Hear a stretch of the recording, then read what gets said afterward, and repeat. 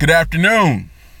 Once again, coming to you live from the driver's seat. Now, last week we talked about stepping our game up. We went through the steps necessary to get to the next level. This week, we're going to talk about some of the pitfalls that can keep you from reaching it. Now, the reason I want to talk about the pitfalls is because most people have enough information. You can go on the internet, you can read books, you can go to college, and you can get information. But information is only as good as the people who are able to apply it. So the question now becomes, what is it that gets between me and reaching my goals? And today, I want to start with vulnerability and pride. Now, I know vulnerability is something that people don't really like to talk about. We don't like to talk about shame. Don't like to talk about pride. Why? Because most times we're too prideful to admit, our failures, to admit things that we don't quite understand. So today I just want to kind of discuss fear of failure, shame, vulnerability. Those are the topics that we're going to be discussing. So first and foremost, I want to start out with pride. Now, scripturally, it says that pride comes before destruction. And a lot of us never really take the time to understand that scripture. Now, it says pride comes before destruction, but why does pride often come before destruction? Because most times we are not willing to admit we don't know. We're not willing to admit that we need help.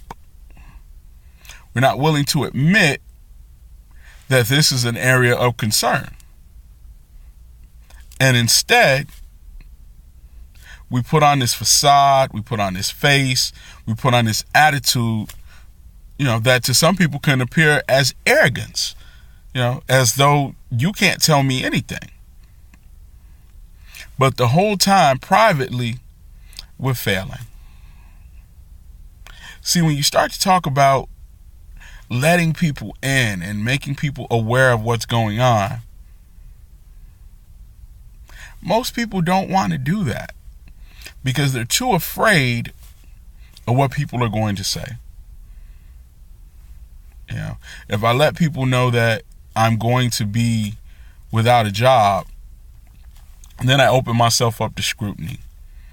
If I let people know that I'm having some financial issues, then again, I open myself up to scrutiny and judgment and people questioning my abilities and behaviors, my purchasing habits. And most people just don't want to have that situation occur.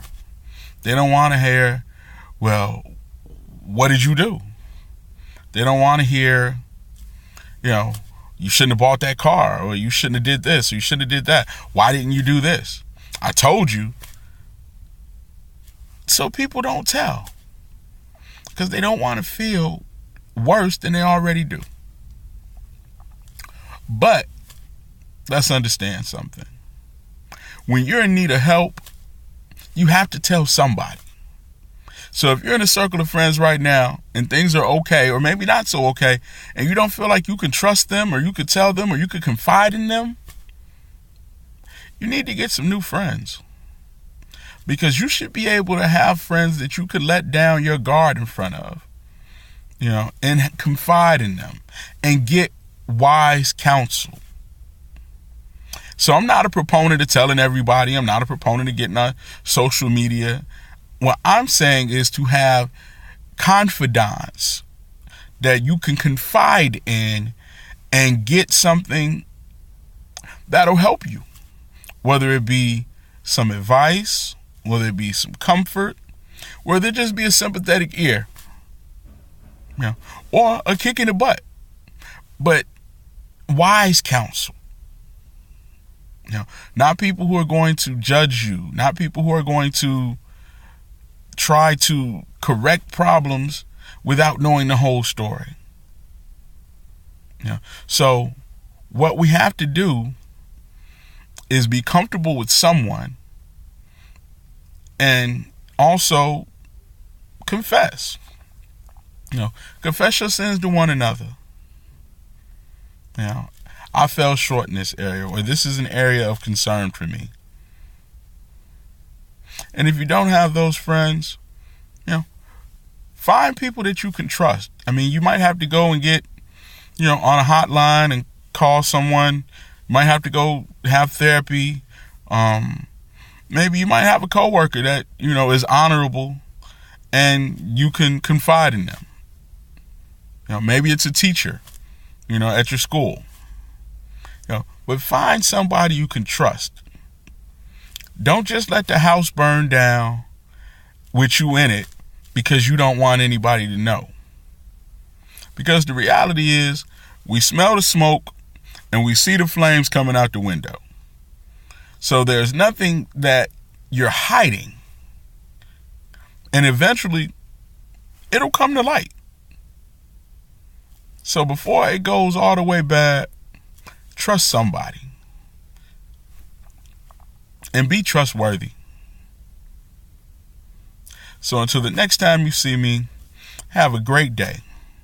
And like I always say, to those who have been given dominion, they were born to dominate. Good day.